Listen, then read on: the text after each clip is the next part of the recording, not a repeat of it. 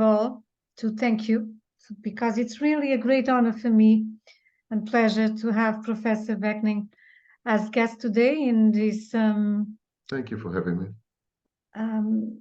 It's a very important moment, as we all know. It's and our topic is very heartbreaking. I wish it did not exist. The psychoanalysis of the Israeli-Palestinian conflict, but this is reality. So, Professor, should I present you, or would you prefer to say some words about you? What do you prefer? I'm an author of books about personality disorders. I am a former visiting professor in a university in Russia, and currently I'm on the faculty of CIAPS, Commonwealth for International Advanced Professional Studies, which is in Canada, United Kingdom, and Nigeria. But I think our talk should not be about me, but about the situation. Yes, but it is always important to present you and your work. And I would say that you are a prolific YouTuber with, I would say, as far as I know, thousands and thousands and thousands of hours recorded in your channel. So I invite everybody to visit and be most welcome to our Portuguese community as well, since I am Portuguese, and we are going to have subtitles in Portuguese. Okay, thank you very much. I would also like to add that your videos, Professor Vaknin, were a major part of these last summer studies of my own on narcissism.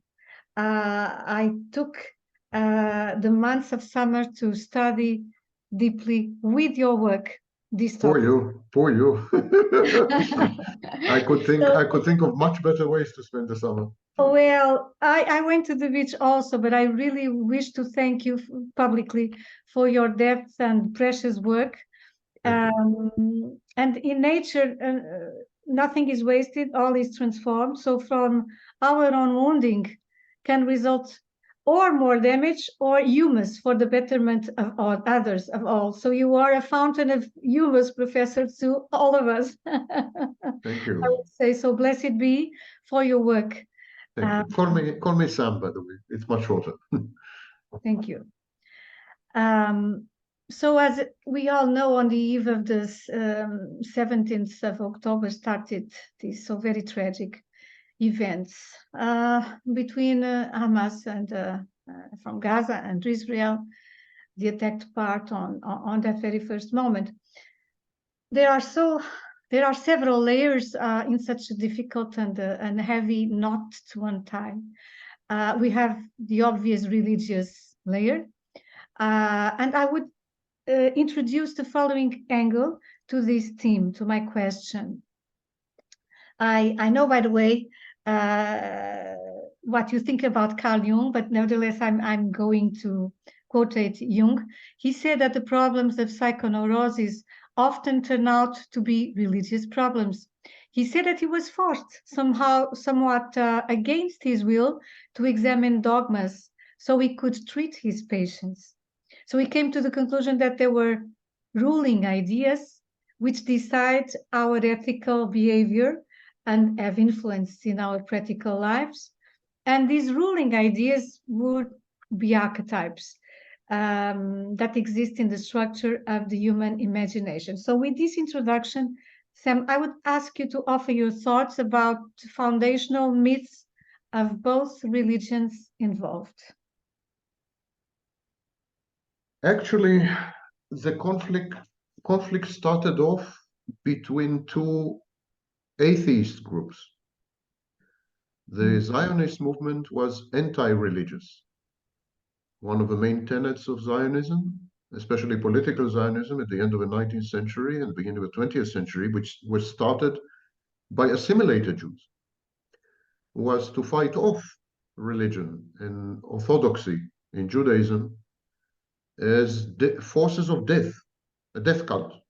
So the idea was to get rid of Judaism and to replace it with a new man, a kind of Nietzschean Superman, a new Jewish man, new Jewish men in the sense of person, yeah.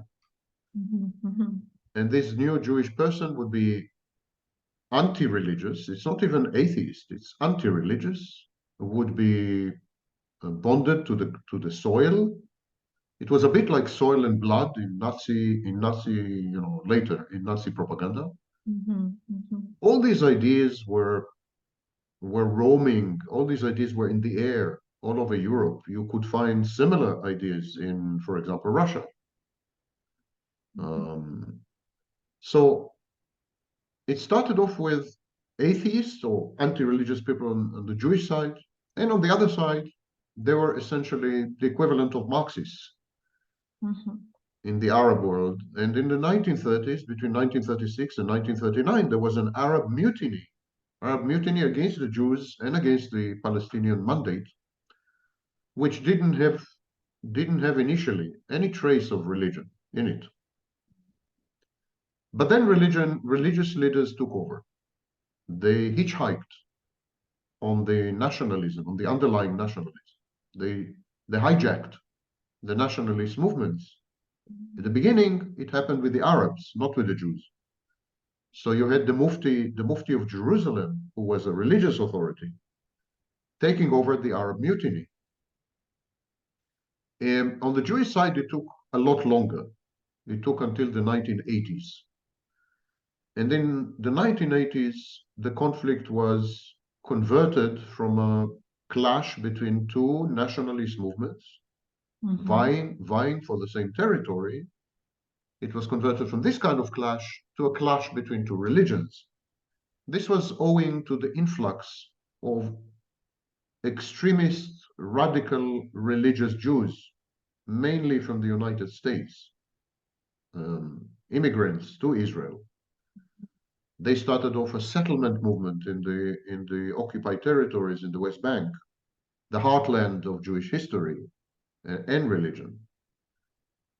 So now we have a veneer or an overlay of religion, another layer which is nationalistic layer, and another layer which is essentially economic, because this is a fight over extremely scarce resources.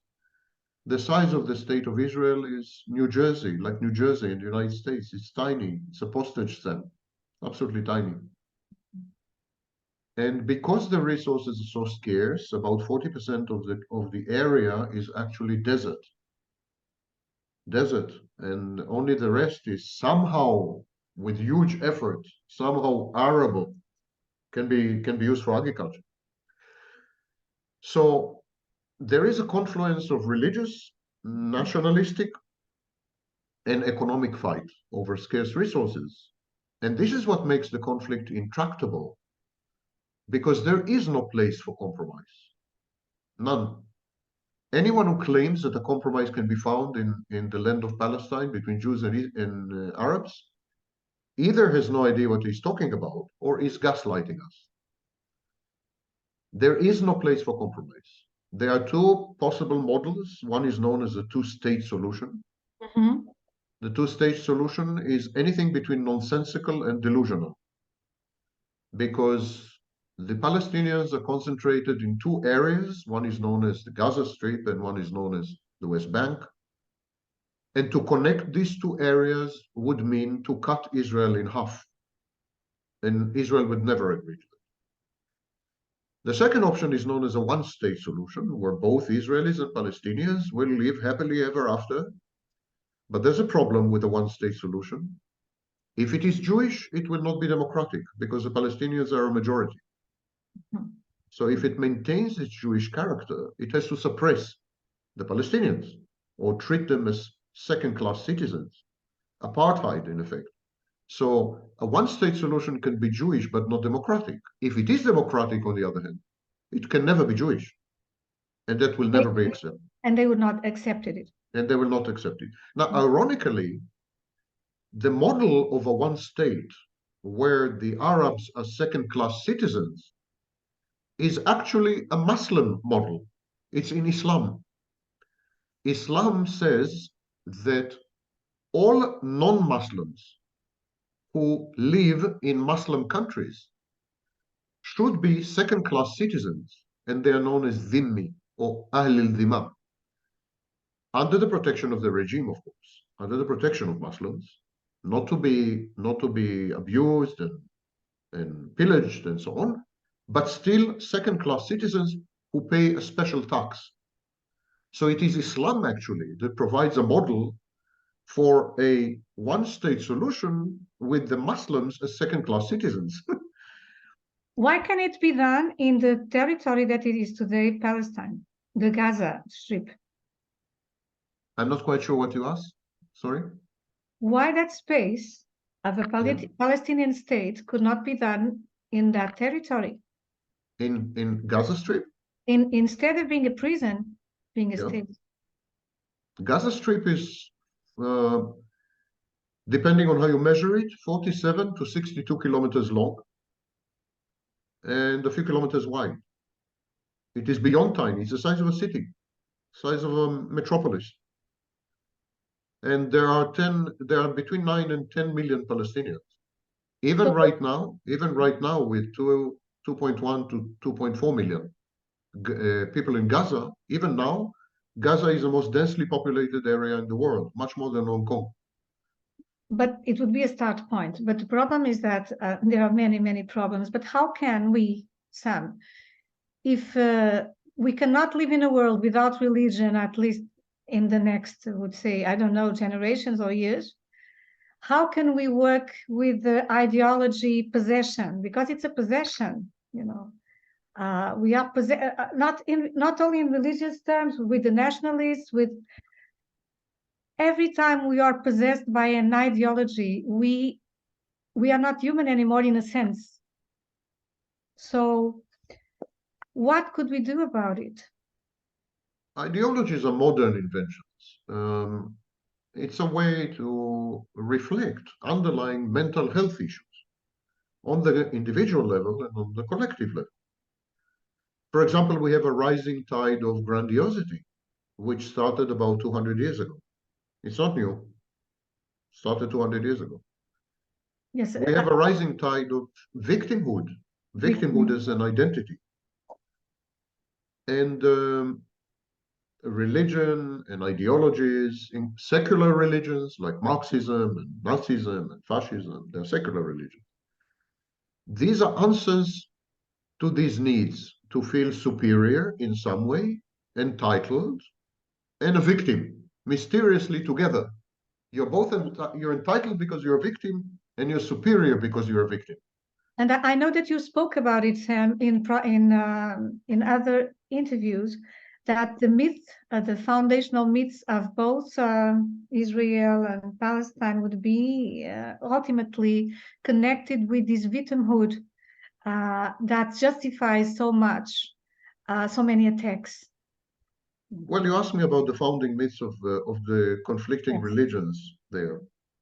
The founding myth of Judaism is that the Jews are chosen by God to go on a mission of educating, edifying, and enlightening humanity, thus preventing a repeat of the flood, which was God's punishment to humanity for having strayed way too far from any conceivable morality.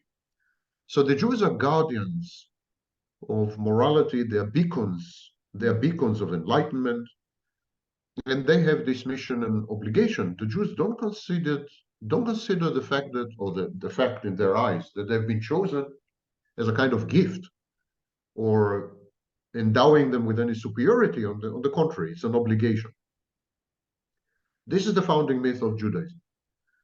The founding myth of Islam is persecution and victimhood. The Prophet Muhammad had been prosecuted and persecuted multiple times and had to flee multiple cities and had to fight for his life and for the subsistence and survival of his newfound religion and beliefs until he died, actually. He died fighting. So the Muslims have a victim mentality, and the Jews have what today we would probably call narcissism, if you want to reduce it to mental health categories.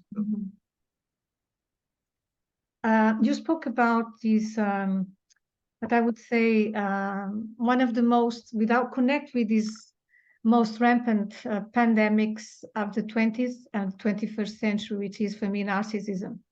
By the way, I just recently read, I don't remember where, that at least 50% of the current narcissists are already women. So much for our equality rights. Our Western civilization has headed into a very individualistic, as we all know, image, exterior orientation, split status from feeling function and thinking function. How do you say? Real self from a false self,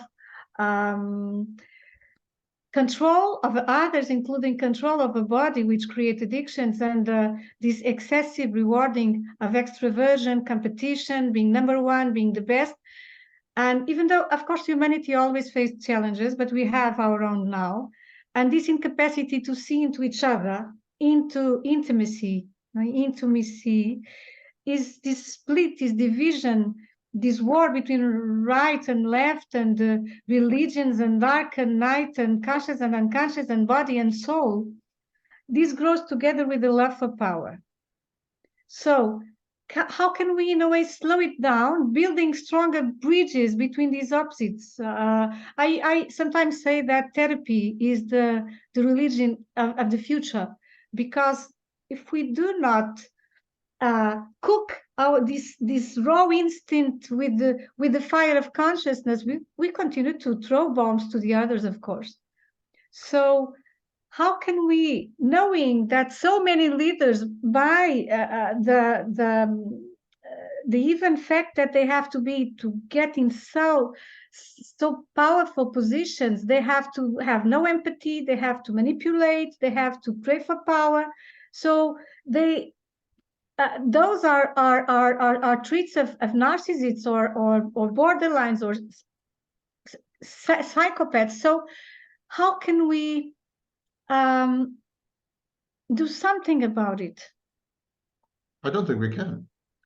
I think the only transformation possible, if at all, would be once we all collectively hit rock bottom and go through a crucible of fire, aka apocalypse in writings of 2000 years ago. Apocalypse, by the way, the actual meaning, the lexical meaning of apocalypse is revelation, enlightenment.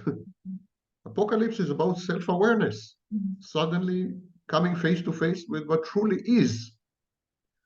And this is the core of narcissism. Narcissism is a fantasy defense. People put a lot of emphasis on narcissistic behaviors, narcissistic traits, as you have just done. And you gave a great overview of the phenomenology of narcissism. But these are just the symptoms. These are not the disease. The disease has to do with our avoidance of reality, having renounced reality, a fantasy defense that has gone awry and out of control and all-consuming because it provides, on various levels, gratification of multiple psychological needs. So escape from reality to fantasy is the first element. The second element is solipsism, the inability to recognize the existence of external separate objects, people, their needs, hopes, dreams, priorities, etc. And of course, such solipsism is the outcome of technological self-sufficiency. We are, by now we are self-sufficient. We are atomized because we don't need other people. And here's the breaking news. Being with other people really sucks.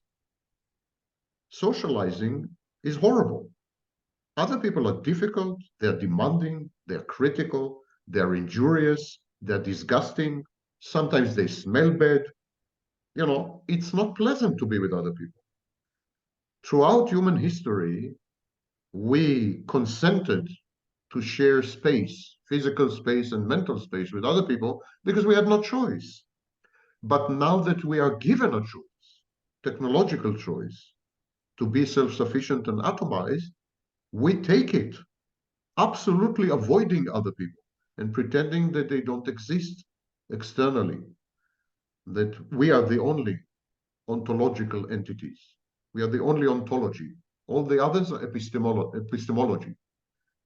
And so these are the core engines of narcissism: fantasy and renouncing the zone politikon, renouncing society, renouncing the construct of society, which, by the way, is a modern construct. It started, in my view, with Rousseau. I don't think there was a concept of society in the Roman Empire. Well, it's a very modern concept, the social contract, and So we don't want that anymore. We don't want other people. We don't Oh, want to pay the sometimes. price. So if I was an alien, just flying over the earth right now and listening to that, I would think that okay, they deserve apocalypse because that is really very bad. But it was not always like that. Maybe in the beginning of the cities, centuries ago, when we were closer to nature, um, and living in a way more, I don't know if more happily in community. Of course, the interdependence is always there, but that is very frightening because we always have to have a hope, Sam. And not everybody is a narcissist yet, or even we can be narcissists, but be aware, of course, and do something about it to help to build these bridges, to bring some kind of hope and to add more meaning, because this is a crisis of meaning as well. There is hope. I'm looking forward to the apocalypse. Exactly as in therapy, the narcissist is hopeless until the narcissist hits rock bottom, until the narcissist Multiplication. has lost everything. Only then any intervention has any hope with the narcissist. Mhm. We need to lose everything. We need to really, really endure and encounter an apocalypse. This is our only hope as a species. The apocalypse the apocalypse doesn't have to be dystopian. The apocalypse doesn't have to resemble a bad science fiction television series. The Mhm. apocalypse, for example, could be a takeover by artificial intelligence. Yes, The apocalypse could be, for example, a total deterioration in reading skills and math skills, as is happening right now. exactly. The apocalypse could be overt, pernicious, dark age religiosity. The apocalypse could be slow moving, imperceptible, glacial, and pernicious, under the radar. And in a way, we are experiencing the beginning of this kind of apocalypse. But unless we really lose everything we have, I don't see any way back from where we are, and things will only get worse, in my view, because we are offered increasingly more enticing fantasies. The metaverse, for example, social Exactly. media, in a way. Now, the first Exactly. fantasy, the first virtual reality was the city.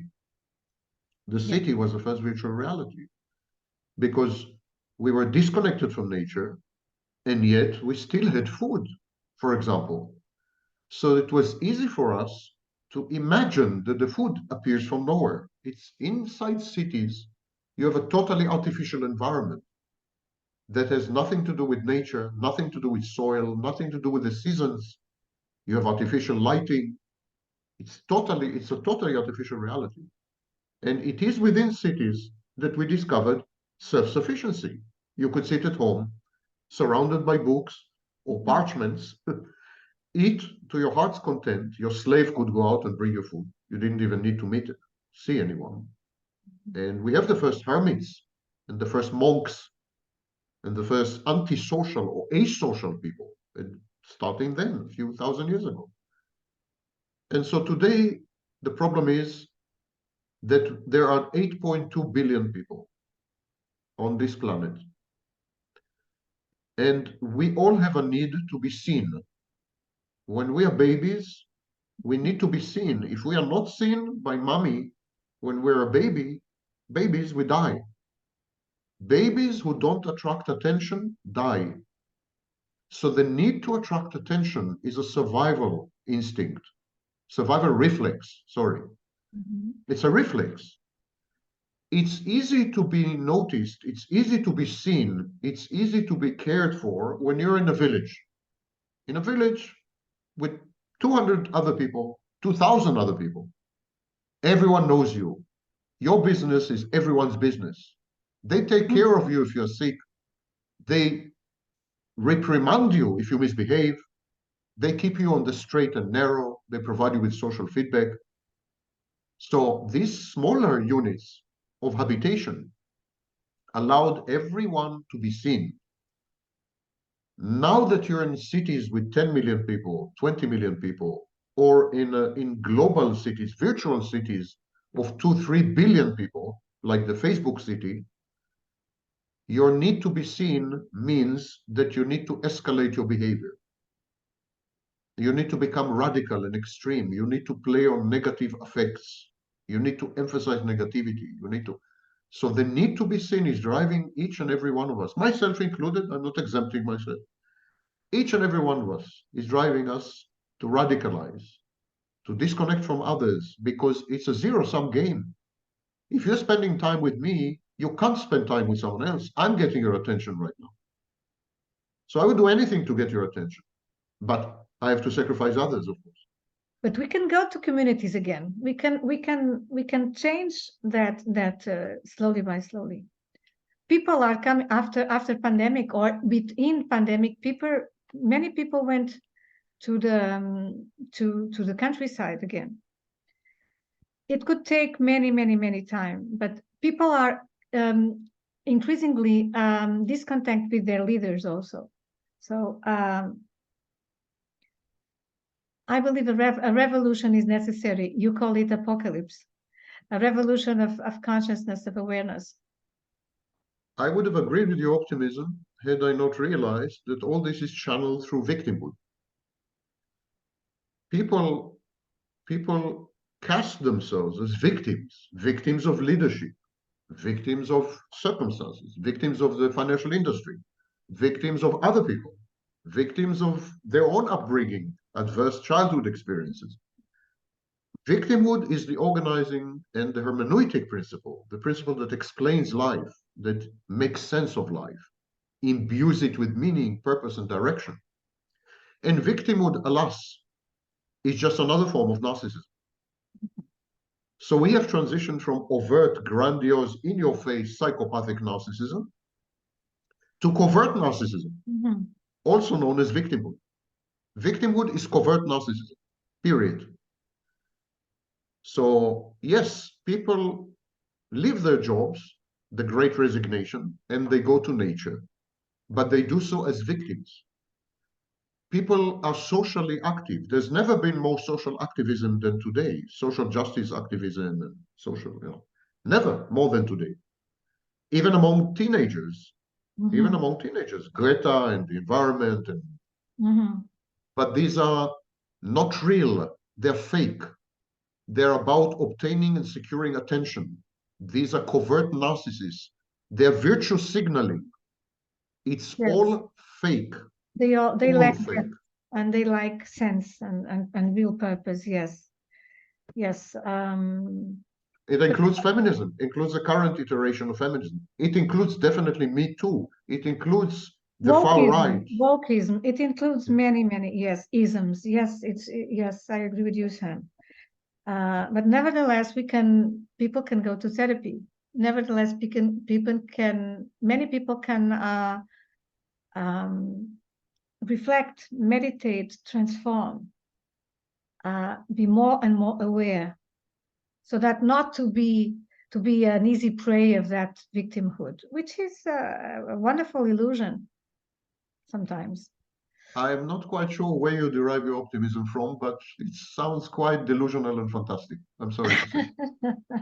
It's another fantasy in my view. It's a kind of fantasy.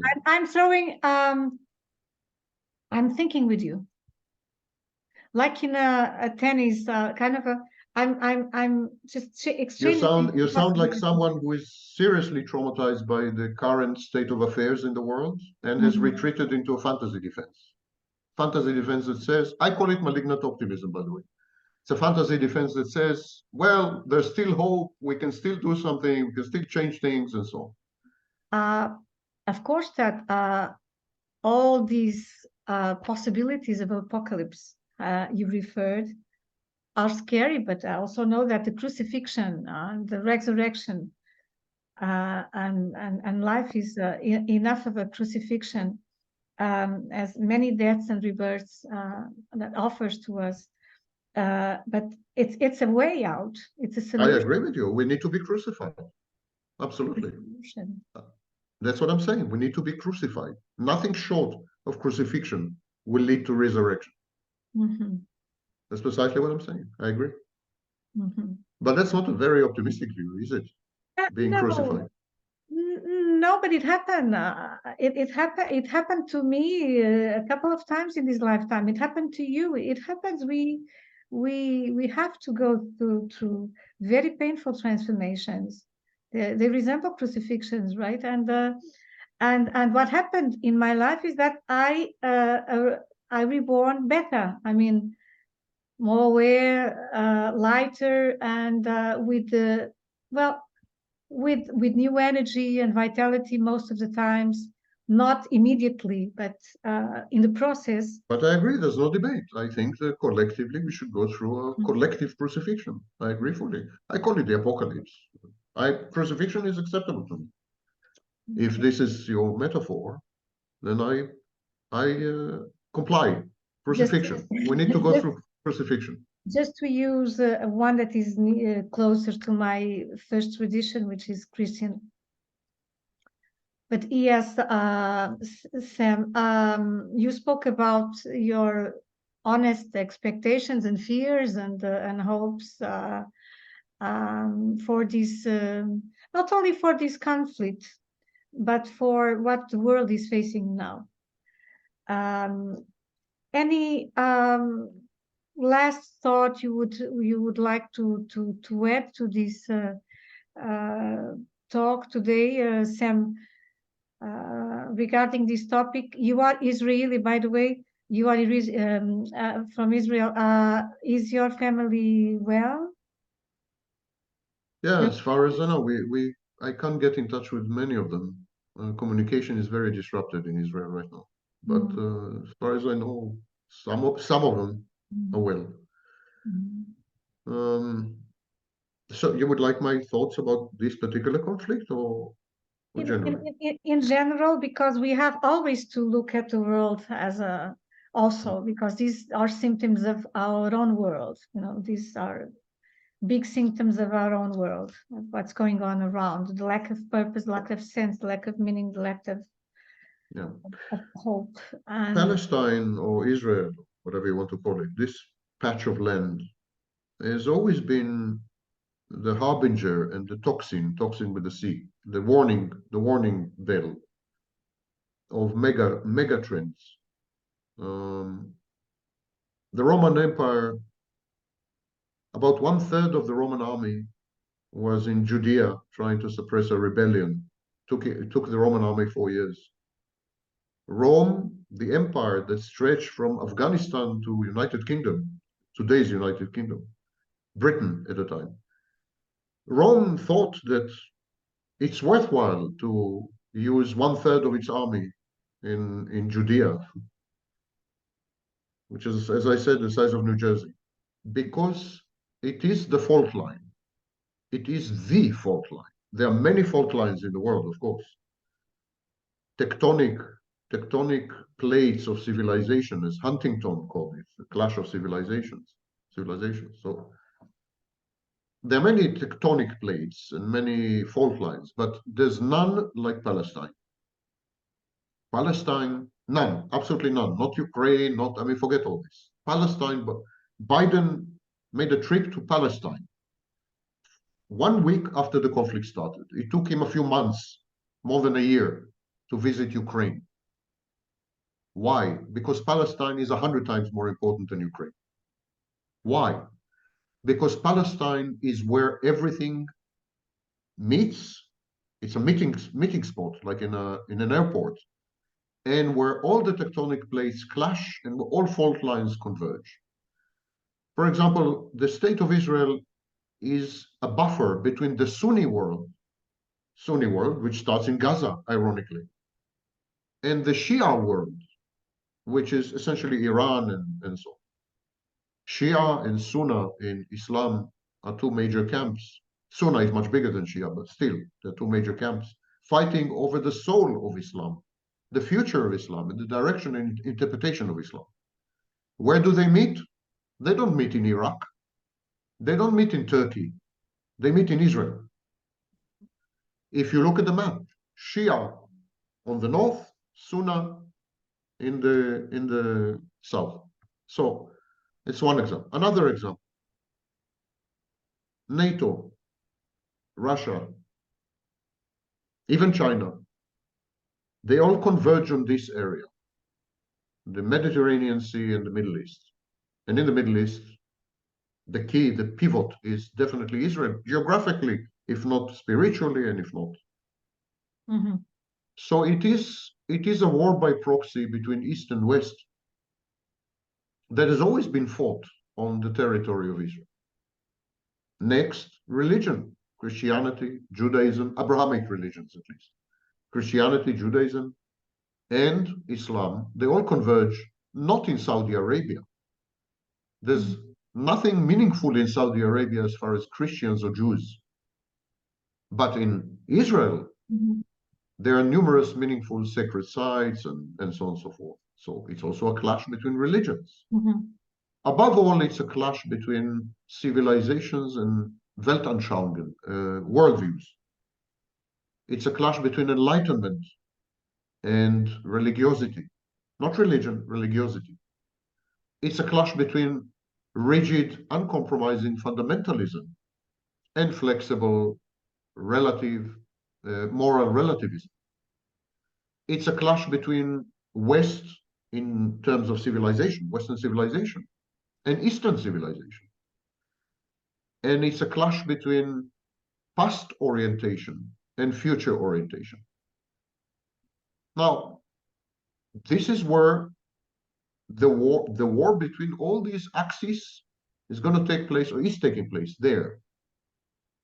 And this is why the conflict there cannot be solved via political negotiations. The mistake, I think, of the West and everyone else, they've been trying to tackle the political dimension as if this were the conflict between the two constituents of Belgium. It's not the same. It needs to go, the solution there needs to go much, much deeper and needs to involve philosophers. I'm kidding you not. In the negotiations, we need philosophers. We need psychologists. We need theologians. We need a whole university there to tackle the conflict. And yet, who are we sending? Secretaries of state and all kinds of third-rate diplomats, you know.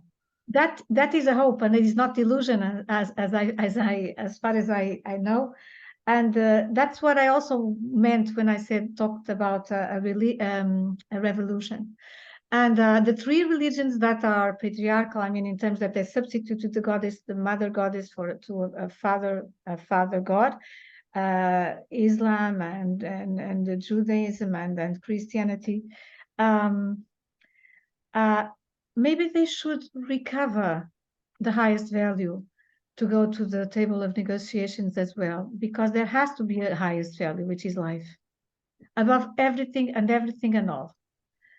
I hope we can remember this. Life is the highest value, and for future orientation, as I thought I heard you before, our young generation has to be really insights into their own future, because if now the United Nations and UN and United States, they are throwing millions to help in the war, why didn't they do those millions? Why didn't they give those millions in peace? I They mean, actually did. The Palestinians received 40 billion, not million, dollars between 1994 and 2020. But corrupt elites in the Palestinian people stole all this money. This is 40 billion. By the way, 30 billion out of the 40 billion were given by non-Muslims. So they tried. They tried to solve the problem with money. They tried to solve the problem with diplomacy. The problem there is not economic mostly, is not even nationalistic mostly. The problem there is a clash of worldviews, a clash yes, of psychology, a clash of theology. It's a philosophical battle. It's a battle of philosophies. And it can be solved only by philosophers in the Platonian sense, philosopher I, kings. I agree with you, Sam. I was living 1.5 years in Africa. I traveled to several countries in Africa, and I would say I saw pretty much the same. Uh, Injections of millions to those countries, and people are starving. And I would say countries with immense resources, much more than in Europe. You mentioned life as the ultimate value. Something malignant has happened to religions. They have become death cults. Exactly. For example, Judaism, in its transformation into nationality and a culture, not only a religion, Judaism is elevating and glorifying suicide. Do you know that every Jewish soldier has to visit Masada? It's a place where Jewish fighters committed suicide, collective suicide. They killed their families and then they killed themselves. Every soldier has to go there and take an oath. Why there? We have so many other sites that they could have visited, but they are taken there because of the suicide pact. Judaism glorifies death in many ways. And of course, Islam glorifies death, the concept of shahada, the concept of the shaheed, the martyr who gives his life for the greater good. Religions became death cults because the world has shifted its emphasis from human beings to material objects. Mm-hmm. A material object doesn't have to be a car or a smartphone. A country, a physical country, is a material object. If you're willing to die for a river, for a mountain, for a hill, Mm-hmm. you're a materialist. It doesn't matter if this is cloaked in nationalism. You're a materialist. You're fighting for something material. When we transitioned from spiritualism, which lasted well into the 16th century, when we transitioned from spiritualism to materialism, which I blame Protestantism for, at that minute, religions became death cults because when you are emotionally invested in physical objects, you venerate death. Physical objects can never be alive. You venerate death. We use forced labor and child labor to produce smartphones. That means we value smartphones more than workers in China who produce them. We kill people for oil. So we definitely have a preference for material goods over human beings. And the thing is that we lie to ourselves. We say, yeah, material goods is my laptop and my smartphone and my television, my refrigerator. That's material goods. No, material goods is the territory of your country. That's also material. Mm-hmm. The thing is that the truth is that nothing physical is worth dying for. Period. Nothing physical is more important than human life. Nothing. Not a country, Mm-hmm. not a device, Mm-hmm. not the economy. Nothing is worth dying for. Not an ideology as well. Yes, along these, I would say more than centuries, we grow on fearing also, paradoxically, as the more life lost is sacred, meaning I would say. We also fear death. These are death cults in a way, yes, because they are killing us. In a way, we are also much more afraid of death that when we were connected to the seasons in another way, because we knew that after winter, spring would come again, maybe in another form. It would be, I would say, a different flow of affairs inside of us. So I know that your time is it's almost. No, don't worry about my time. It's good that you said they're killing us, because we think that the people in Gaza are in danger. The people in the Negev desert abutting Gaza are in danger. Maybe the Israelis are in danger. We don't realize. We are being assassinated every day. Every day, each and every one of us is being assassinated through, for example, air pollution, through global warming. This is a mass assassination thing. It's a death cult in the sense that it offers human sacrifice to a god or a divinity, which is material. That's all. And we are all being sacrificed, not only the people of Gaza. Their death is much more visible and much faster, but we are all dying. Absolutely, Sam. And that responsibilizes us much more. And you mentioned earlier that maybe I was kind of a traumatized. Yes, I know these 1.5 years in Africa, seeing so many people growing in rage, growing in fear, in violence, growing in being in hunger, women being violated, horrors. Maybe I am traumatized because it's very traumatized by the unfairness of it all. I was economic advisor to President Momo. President Momo was the general who took over Sierra Leone and started the civil war there. I was there those 2 years.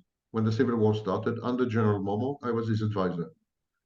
I have seen things there. I've lived in Africa for 4 years. I know Africa well, Western Africa well. So I have seen these things, of course, but I've also lived in East Europe during the transition from communism. I lived in Russia for 6 years. I have seen humanity at its worst. And I've seen the tidal wave of narcissism and entitlement and grandiosity and victimhood. I've seen it all coming. I've been warning against it for 3 decades now. And maybe crucifixion is not such a bad thing after all. If resurrection is guaranteed in 3 years or 3 decades, 3 days or 3 decades, maybe. Sam, I have a granddaughter. She's Maya. She's 5 years old. And I have to do my best to honor her. And when I say her, I would say all children, because when you have children and grandchildren, all of the others become ours. So this from here today, what I feel when I leave, it's more responsibility, much more responsibility of saying yes to a crucifixion, in my circumstances, what needs to go, doing in my circumstances whatever I can, what is possible to me each day. That it's what I bring to me with me. And this is exactly why people are atomized. That is why they broke apart from each other. They lost faith in the ability to have any influence on larger processes. They say, I'm going to take care of myself. I'm going to take care of my immediate family. I'm going to make a difference in my life. But I don't believe in my capacity to have any effect outside my life or beyond my life. I'm not criticizing you. I think if every atom behaves properly, then the molecule will be okay. Yeah. Yes, because I take care of my own, what I in me needs to die. Yes. My rage, my bad rage, not my good rage, and all my wounding, what have to be transformed. That's what I'm saying, because I am responsible for that. So that maybe I can do something better with the others. And I know that we influence a lot each other. I believe so. You influenced so many people. People that are listening to us, people that are in our, people that come to my consultations, to my sessions, we influence people, of course. I think we were exposed to three models. Well, first model was collectivism, the second model was individualism, and the third model was communitarianism, communities. And we tried communities, and then because of the numbers, because we are too many, then we transitioned to collectivism. And collectivism was a really seriously bad idea. Communism was collectivist. Mao's China was collectivist. I mean, hundreds of millions of people literally died because of collectivism. So we said, oh, forget collectivism. We're going to become individuals. We're going to act as atoms. We're not going to interact with each other. We're not going to have common agendas. We're going to do. And then, but this is not the solution, of course. Collectivism is not the solution.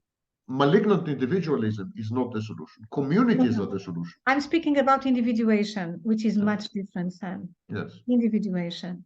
Yeah. That is the process. And I would ask you to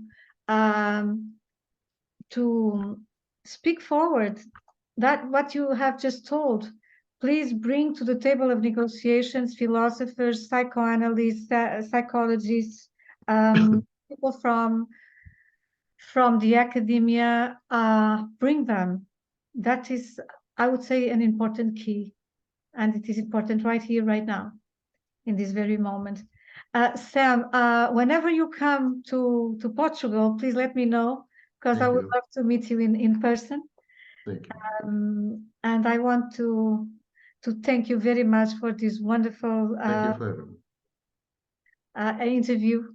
I have many food for thought and to feel within my own heart, in my own meditations and reflections. And I would like to also end with my prayers, because I believe in good thoughts and good intentions and in